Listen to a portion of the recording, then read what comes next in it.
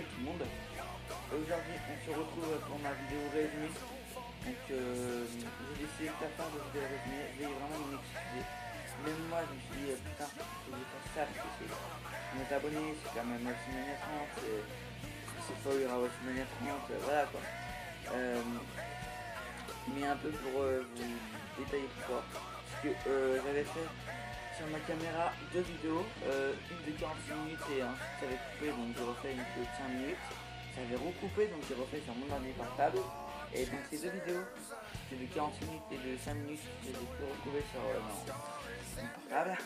Donc voilà, c'est génial là, enfin, sur ma caméra quoi. Donc c'est génial, donc je me suis dit ouais voilà, mais ensuite ça va faire un peu, ça fait plusieurs fois. Donc c'est pas pourquoi je fais ça.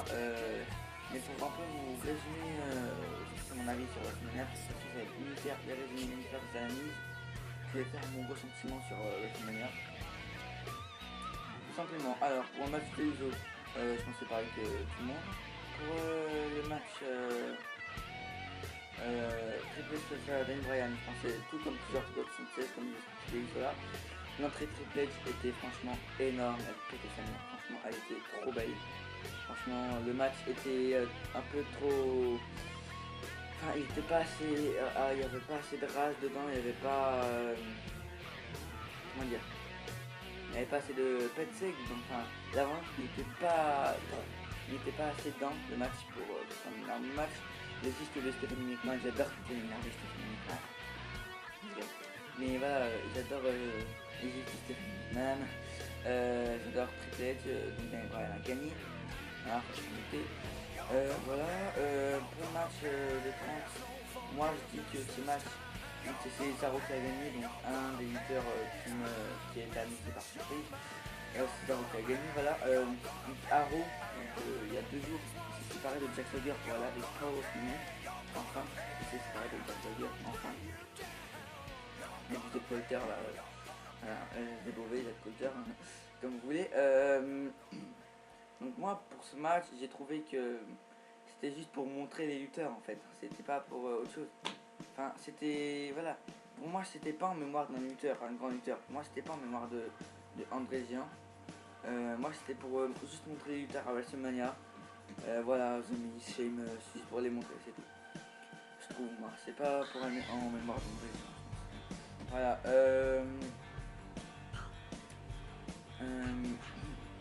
tout simplement. Donc le match, le pré-show, les Usos, machin. Je me fais un match sur 6,5 sur 10. Le match Triple H contre Daniel Bryan, le Yes Man avec les Smooth je marque 7,5 sur 10. Match à 30, 7,5 sur 10 parce qu'on m'aurait dit c'est, voilà, tout le monde aurait dit Battle Royale Coffee, c'est long, enfin normalement pour les batailles royales, enfin pour les Royal Rumble, enfin les batailles royales comme ça, c'est long, mais là c'était pas long, c'était fluide, ça a passé crème, voilà. Surtout, vous savez, notre moment Kofi au Royal Rumble, on l'a pas eu en 2014. Et là, notre moment Kofi, on l'a eu maintenant. Notre moment Kofi, on l'a eu à WrestleMania, avec quand je crois que c'était Cesaro, il l'a poussé par le chat en même temps. Kofi, ça a fait un peu mal aux chevilles et au cul, mais Kofi a atterri sur les escaliers, il s'est mis au sol et il est retourné sur le ring. Donc ensuite il a été éliminé Victor. Et voilà, on a eu notre moment Kofi, donc ça m'a fait beaucoup plaisir. Alors notre moment Kofi. Voilà. Donc ce match je le mettrais 7,5 sur 10. J'avais déjà dit 7,5 sur 10. Ce serait bien aussi qu'il montre des fois les tenues de Fandango à Fandango, ce qu'il porte. Là, il porte toujours des tenues depuis WrestleMania 29. Fandango porte toujours des tenues extravagantes, vous voyez, ça sort par les yeux. Et voilà, ça sortait vraiment par les yeux. C'était quand même, bon. C'était avec des, comme on dit, avec des propos, avec des tétus. Voilà, c'était en violet, c'était.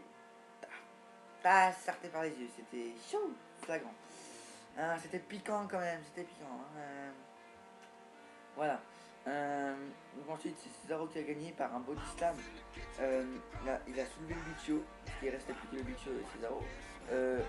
Il a soulevé le Big Show en body slam, il a fait passer par-dessus la turn. Donc pour le body slam, c'était complètement spectaculaire. En plus, il l'a tenu comme ça, vous savez, pendant au moins 2-3 secondes, il a tenu. Il a reparlé, donc pour le body slam, moi je pense que c'est en mémoire du match. Hulk Hogan face à un Brésilien, je pense. Le body slam, franchement, était spectaculaire par-dessus la troisième corde. Waouh! Le Big Show par-dessus la troisième corde en body slam. Wow. Ensuite, il a soulevé le trophée de Cesaro pour fêter sa victoire. Voilà. Ensuite, on a eu le match Bray Wyatt contre John Cena. Très très beau match. J'ai trouvé Luke Harper très bon dans ce rôle. Enfin, c'était son intervention. Il a intervenu, il jouait des petits coups dans les corps, voilà, sympathiques. Enfin, voilà. Mais avec son regard noir, comme ça. Avec son sourire de psychopathe et son regard noir. Il est vraiment dans son rôle, il est vraiment dans sa gimmick, j'adore. Il est un peu comme Bray Wyatt. Mais vraiment bien. J'ai trouvé Luke Harper franchement bien. Dans ce match, il pas du tout cassé, mais wow, sa prestation était spectaculaire. Et donc John Cena cette fois, bon, John Cena ne fera jamais de heel turn. C'est le visage de la WWE, il ne fera jamais de heel turn. Mais pour moi, John Cena était beaucoup plus agressif. Vous voyez, il mettait beaucoup plus de pêche, de grosses pêches, il envoyait plus dans les escaliers. Voilà, il envoyait plus dans les coins, des plus gros coups, vous voyez, des coups plus épais, plus, enfin, je sais pas comment dire, mais pas. Et c'est plus en mode vengeance, rage, que comme d'habitude, technique. John Cena est technique, hein. Il était encore technique, mais là je trouvais qu'il était plus en rage, enfin voilà, plus agressif dans ce match. Bray Wyatt, bon, on a dit Bray Wyatt avec sa gimmick, c'est. Il nous vend du rêve ce mec, il est parfait. Avec Sister Abigail, il est franchement parfait. Et à un moment, John Cena voulait, enfin, Bray Wyatt a donné une chaise à John Cena. John Cena l'a ramassé, il dit vas-y frappe-moi. Là il était vraiment agressif, John Cena. À son regard il était agressif, j'adore John Cena comme ça, il pourrait toujours être agressif comme ça. Enfin, faire turn au cas où, enfin, c'est pas grave, c'est pas son turn, mais toujours être agressif comme ça. Technique et agressif en même temps, c'est génial. Voilà, c'est franchement bien. Donc ensuite, John Cena a repris la chaise. À la fin, il veut faire Sister Abigail. Ouais, mais John Cena a compris un impeccable justement qu'il a gagné le match. Donc je pense pas que ça dépoussera le push que Bray Wyatt en ce moment. Je pense que ça le poussera encore plus parce que à WrestleMania 30, pour WrestleMania, c'est John Cena, même s'il perd, c'est obligé de pousser. Voilà. Un prochain match, donc je pense que c'était un des WrestleMania les plus choquants qu'on ait jamais vu. Parce que pour tous les matchs, pour le match, sur celui que j'ai parlé, c'était impressionnant quoi. C'est un des WrestleMania un des plus choquants, un des trois plus choquants, un des trois WrestleMania les plus choquants je pense. Parce que pour ce match, Undertaker face à Brock Lesnar qui gagne avec un troisième X5 et il vient de briser la streak de Undertaker. C'est complètement énorme. Voilà, on représente la streak. Moi franchement j'avais voulu que ce soit d'abord Brock Lesnar c'est vraiment en parler la reine. C'est comme une honte envers la streak et la carrière de l'Undertaker. Parce que faire gagner Brock Lesnar, bon oui Brock Lesnar au match In a Cell comme ils avaient avant, Brock Lesnar a toujours gagné l'Undertaker. Mais bon là, le gagner à WrestleMania, même quand même ils ont 5-6 ans d'écart, je crois que Brock Lesnar a 43 ans, 42 et l'Undertaker en a 49. Mais voilà, de toute façon, ce que je pense de ce match, voyez-vous, écoutez la vidéo de Closer to God 76 et écoutez la vidéo sur les GSP TX. C'est tout simplement ce que je vais dire sur ce match. Et moi franchement je pensais vraiment que je pouvais faire avec Mr. WrestleMania à WrestleMania 26, il pouvait faire quelque chose avec Advocate Shawn Michaels. Avec Shawn Michaels il pouvait faire quelque chose à WrestleMania 26 pour la carrière. Parce que je pense que c'était déjà à ce moment là qu'il aurait dû s'arrêter. Enfin, maximum à WrestleMania 28, hein, grand maximum. Et là, voilà. En plus, depuis 2 ans, depuis WrestleMania 26, il faisait plus de choses spectaculaires comme il faisait face à Batista, face à Edge, son saut, il le fait depuis WrestleMania 28 et voilà, je disais, voilà, c'est dire stop. Et franchement, avec Monsieur WrestleMania, Advocate et Shawn Michaels, ils auraient pu faire quelque chose à WrestleMania 26. Voilà. Au troisième F5, vraiment, Undertaker il aurait dû se soulever. Hein, mais bon, on avait dit que Brock Lesnar était trop bourrin.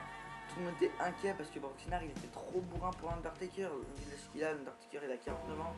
Il était trop bourrin pour Taker. Mais on avait raison de s'inquiéter parce que normalement au troisième F5, Taker aurait dû se ressoulever. Enfin, normalement, il aurait dû avoir que 2 F5. Et au Tombstone, normalement, à l'autre Tombstone, enfin voilà, normalement, quand Undertaker a fait son dernier signe comme ça, il aurait dû faire un troisième Tombstone et donc gagner. Mais justement, Brock Lesnar, la rage qu'il avait et tout, il a changé les plans pendant le match. Hein, en mode genre, quand il a fait Sam, Undertaker, enfin déjà il s'est ressoulevé au deuxième Tombstone, si tu savais pas. Et ensuite donc l'Undertaker veut faire son troisième Tombstone, mais Brock Lesnar l'a contré en troisième F5. Et donc l'Undertaker, on voyait bien tout ce qu'il était fait dans ce match. Enfin, déjà au début du match, il avait une commotion cérébrale, donc chapeau à lui d'avoir continué le match. Parce que c'était pris quelque chose dans la tête, donc il avait une commotion cérébrale au début du match, donc chapeau à lui d'avoir continué. Donc voilà. La tenue de Undertaker aussi était spectaculaire, franchement. La tenue de celui-ci, elle était spectaculaire cette tenue que celui-ci avait. Avec la veste rouge et noire, avec on dirait des clous, je sais pas ce que c'était. Et le chapeau, il a enfin remis un chapeau. Taker avec un chapeau, il était franchement trop beau son chapeau. Avec aussi, il était avec une bande rouge, c'était trop beau. La tenue, je crois que c'était une des tenues les plus belles. La tenue de WrestleMania 29 et la tenue de WrestleMania 30, c'était les deux plus belles que l'Undertaker ait jamais portées à WrestleMania. C'est sûr. Voilà pour moi. Enfin pour moi, voilà. Mais bon, on avait dit aussi que c'est l'Undertaker qui voulait Brock Lesnar. Mais bon, on aurait dû se douter que l'Undertaker, en plus on voyait bien que dans ce match il était faible au bout de 10 minutes. Au bout de 10 minutes, un quart d'heure, il commençait déjà à lâcher prise. Il était un peu KO pour soulever l'Undertaker, pour soulever Brock Lesnar en last ride. Powerbomb, en tombstone, c'était très dur pour Taker, on voyait sa tête et tout. On voyait ses muscles qui forçaient à fond, enfin, il faisait ses derniers efforts pour son dernier match. Mais voilà, bravo à la série de victoires d'Undertaker. Après 22 ans de règne, 22 ans de victoire à WrestleMania, l'Undertaker, Brock Lesnar a brisé la streak. C'est honteux de la part de la WWE de faire briser la streak par Brock Lesnar. On voyait le public. Quand il a compté 1, 2, moi je croyais, allez, il va se ressoulever, c'est sûr. Là, on entend le 3.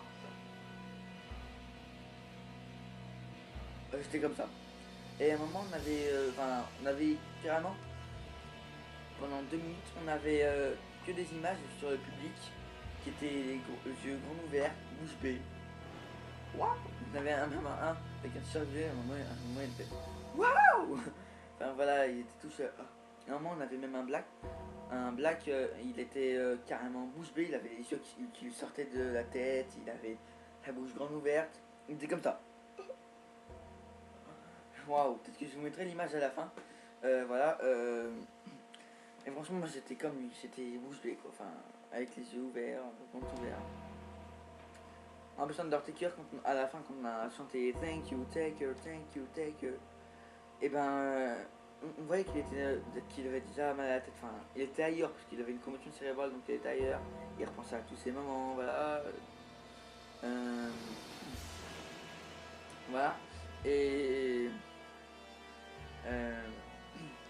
ben bravo à Taker pour toutes ces années. Voilà. Ensuite le match des Divas, donc tout le monde s'en foutait après ce choc. Je sais pas pourquoi. Le match des Divas, autant ils auraient pu le mettre au pré-show quoi, c'est vrai. Dites-moi dans les commentaires votre avis. Mais franchement, le match des Divas, ils auraient pu le mettre au pré-show. En plus que c'est pour que ce soit H qui gagne le match, qui conserve son titre. Ils auraient pu le mettre en pré-show, quoi, le match. Et en plus qu'ensuite Paige commence ses débuts à WWE, à Raw après WrestleMania, et gagne le titre. Donc ça devient la plus jeune championne des Divas de la WWE. Voilà, pour qu'ensuite elle perde son titre à Raw, enfin ouais à Raw, un jour après WrestleMania. Autant mettre ce match des Divas en pré-show, il a duré 2 minutes 30, autant le mettre en pré-show quoi. Ah ouais, il servait complètement à rien. Voilà. À un moment, on a eu Nikki Bella et Brie Bella qui se sont tapés dessus, voilà, mais c'était pour faire genre, bah, c'est chacune pour sa peau. Voilà, comme c'était juste pour faire ça, pour dire ça, voilà. Mais ensuite, j'ai oublié un match aussi. C'est The Shield face aux New Age Outlaws et à Kane. Donc ce match a duré carrément 38 minutes 41. Ouais. 3 minutes 41, j'ai vu voilà, le nom, c'est précis. Mais voilà, donc on a eu déjà 10 nombreuses Kane qui débutaient le match. Ensuite, Roman Reigns, spear sur Kane, bim bam boum, c'est éclaté. Ensuite, double tombée suicidaire avec de nombreuses Seth Rollins sur un United Outlaws. Les United Outlaws viennent sur le ring. Double spear de Roman Reigns. Je crois que c'était un des plus beaux spears que j'ai vu depuis que je regarde le catch. Un des plus beaux double spears que j'ai jamais vu depuis que je regarde le catch. Franchement, il était trop beau. Donc après 3 spears, boum, c'est combien de 3 victoires de Shield.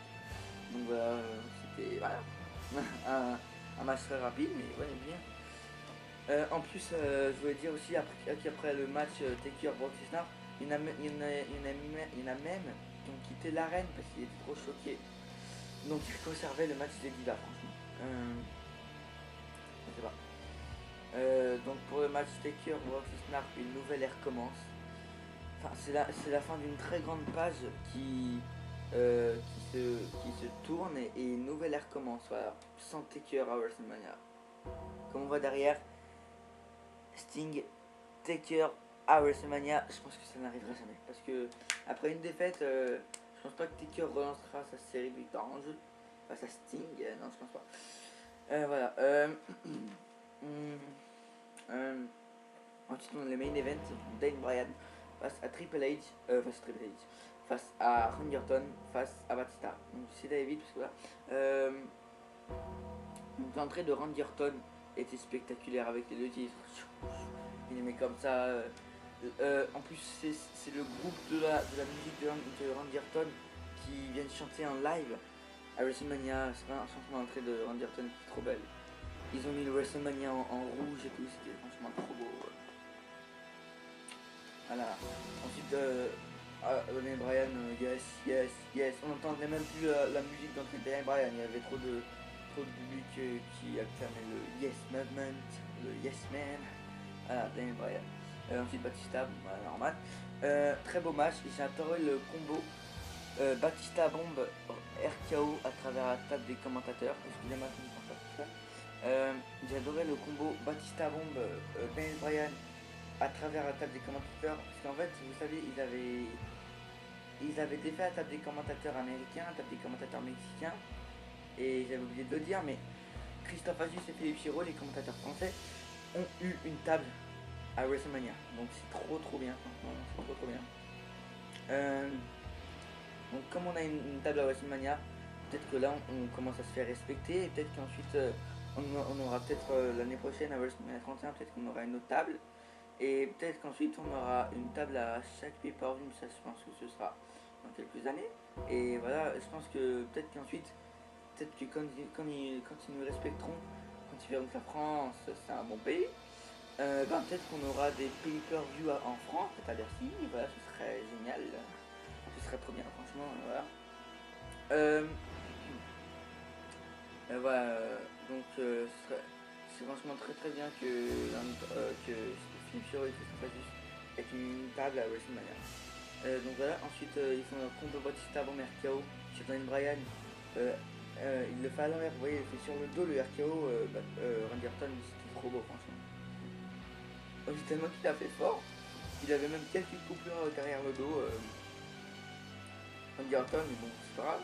Ensuite, donc Daniel Bryan est emmené en civière, donc le match recommence entre Batista et Randy Orton.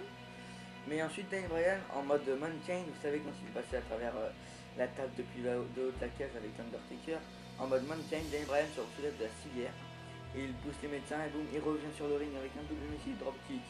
Et il revient avec des yes kick, boum, yes kick, yes, yes. Là il y a Triple H et Stephanie McMahon qui interviennent. Ensuite l'arbitre qui allait faire le compte de 3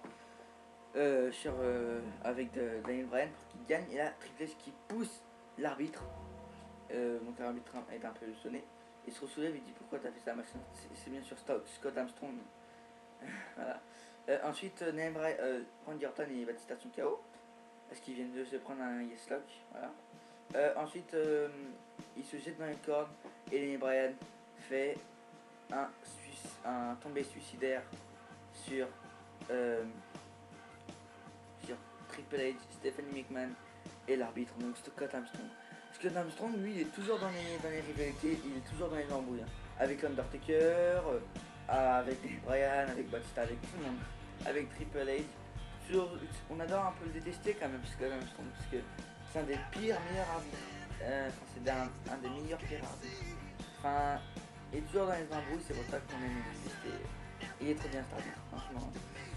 Scott Armstrong, donc voilà. Ensuite, donc l'arbitre est KO. Stephanie McMahon, elle s'est fait mal à la cheville.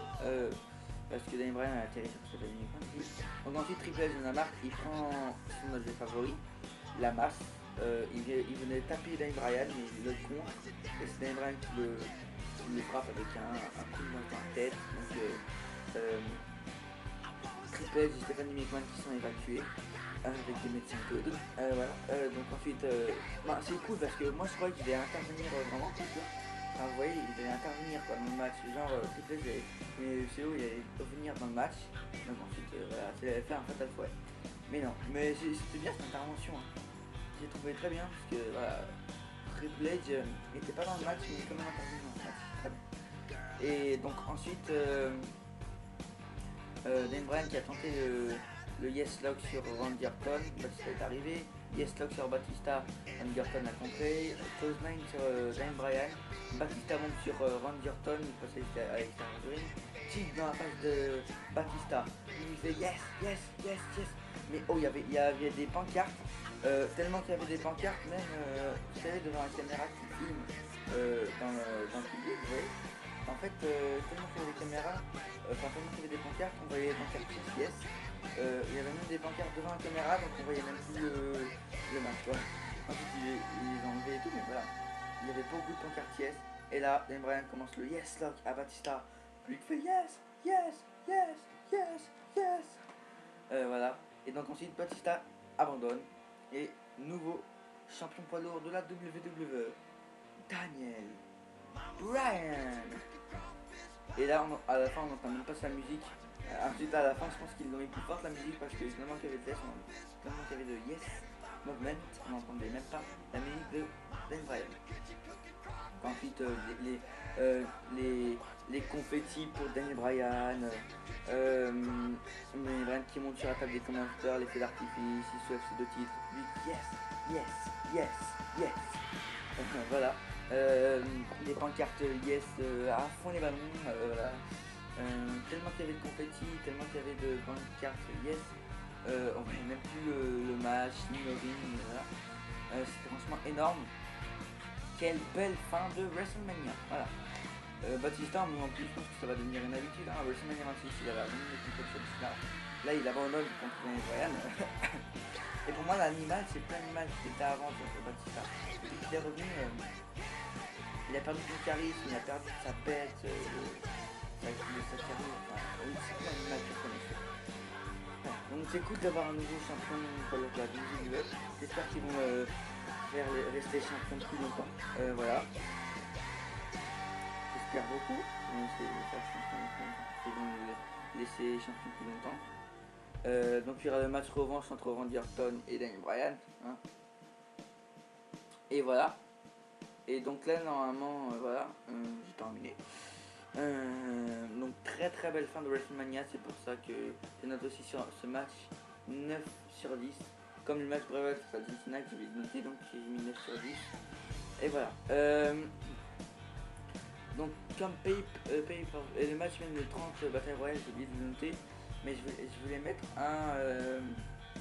je voulais noter sur 15. Et donc j'ai mis un 12 sur 15. Un 12 sur 15, oui, voilà. Et donc le pay-per-view entier, je le note en 17,5 sur 20. Non, le pay-per-view, comme c'est WrestleMania 30, je le note sur 40. Donc je mets la note de 37 sur 40. Donc je crois que c'est la première fois qu'un pay-per-view est noté sur 40 et c'est la première fois qu'un pay-per-view a une note de 37 sur 40. C'est WrestleMania 30. En plus au début on a eu Hulk Hogan qui arrivait sur le site, j'ai oublié de le dire, j'ai oublié de dire plein de trucs. Au début du show, on a eu Hulk Hogan qui arrivait pour expliquer. Il était content d'être là, brother. Il expliquait son premier WrestleMania, il expliquait la bataille royale en mémoire d'un président. Il expliquait qu'il était content d'être là, on entend le yes, là, le hell yeah. On entend le hell yeah, the hosting for 16.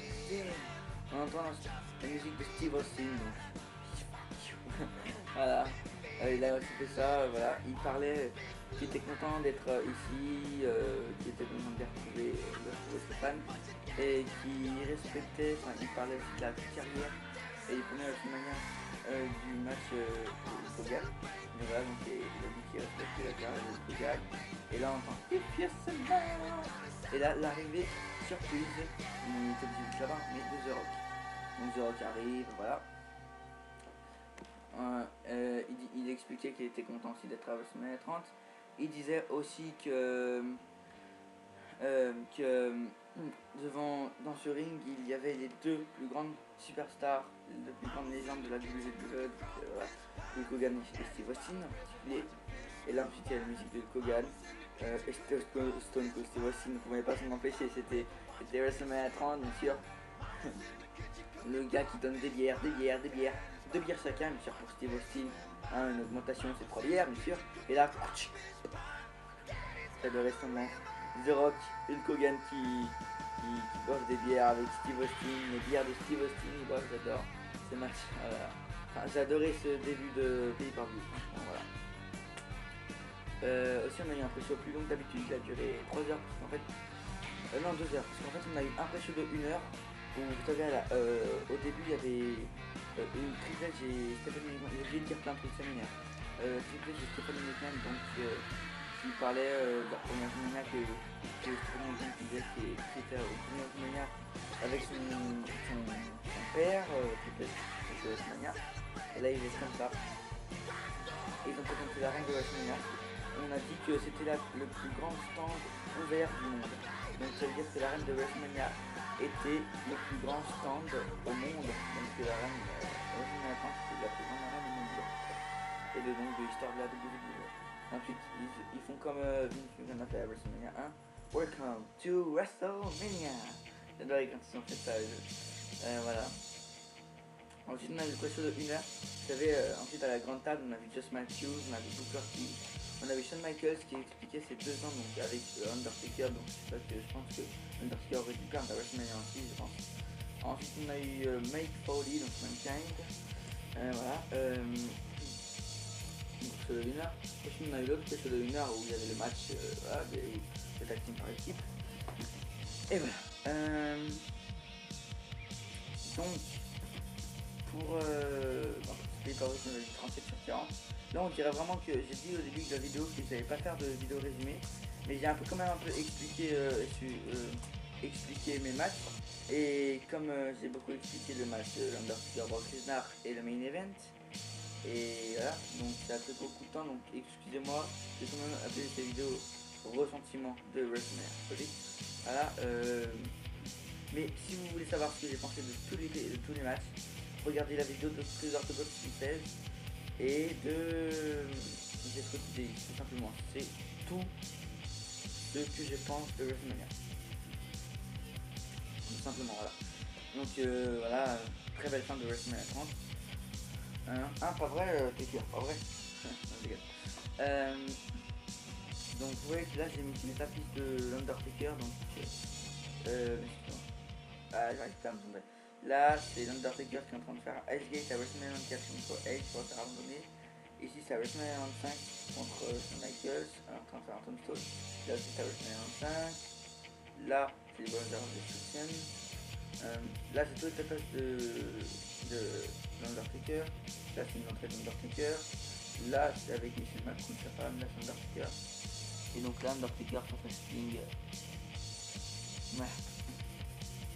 Donc j'ai pas mis la fiche de CM Punk parce que voilà, il est pas revenu. Je voulais faire un truc spécial Undertaker, comme vous pouvez le voir.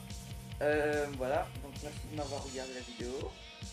Ah oui, une chose, là par contre, aussi, putain, après Taker maintenant c'est ça, merde. Donc là c'est quand même... Hein, là c'est quelques larmes, parce que c'est chiant quand même. Ultimate Warrior est décédé, voilà. C'est chiant. Ouh, j'ai pas pleuré.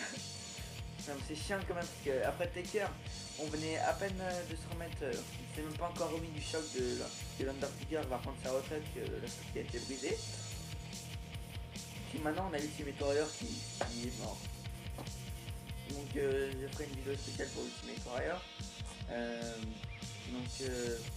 Peut-être qu'on va entendre la chanson d'Ultimate Warrior. Voilà. En plus ça m'énerve que c'est choquant, c'est parce qu'on dit on l'a vu il y a 2 jours à Raw, Ultimate Warrior, oui, et là dire qu'il est décédé. C'est quand même choquant, putain. Ah. Donc moi je l'ai vu ce matin, j'ai regardé sur Facebook, j'ai vu Kevin Barrett qui a mis RIP Ultimate Warrior. Non, c'est pas possible. C'est pas possible, laisse-le aller sur le site info tiré j'ai vu. Breaking news, décès de Ultimate Warrior. Donc je vous raconterai le décès, enfin pourquoi et comment et où il est décédé. Dans la vidéo de télé spécialement ça et aussi avec Undertaker, peut-être que j'ai rassemblerai les deux en même temps. Je sais pas. Non, en tout cas merci de m'avoir regardé. Lâchez beaucoup de com, votre avis m'intéresse vraiment beaucoup. Votre avis m'intéresse beaucoup, hein. Franchement j'adore votre avis. Donc dites-moi en commentaire ce que vous avez pensé de ce pay-per-view, de tout le match, de l'entrée, le retour du The Rock, du Stone Cold, voilà.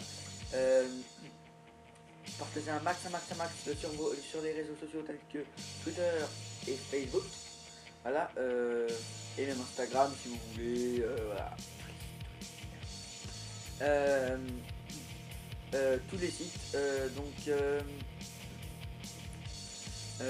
Abonnez-vous. Franchement, abonnez-vous, ça me ferait super plaisir. Plus vous êtes abonnés et donc plus on est d'abonnés, plus peut-être que je ferai une vidéo ou 2 vidéos par semaine. Et là je suis en train d'écrire plein de podcasts, donc abonnez-vous, likez cette vidéo. Partagez, montrez à vos amis ma chaîne YouTube, s'ils aiment le catch, s'ils aiment les jeux vidéo, voilà, tout. Voilà. Et moi je vous dis à la prochaine, portez-vous bien et puis c'est tout.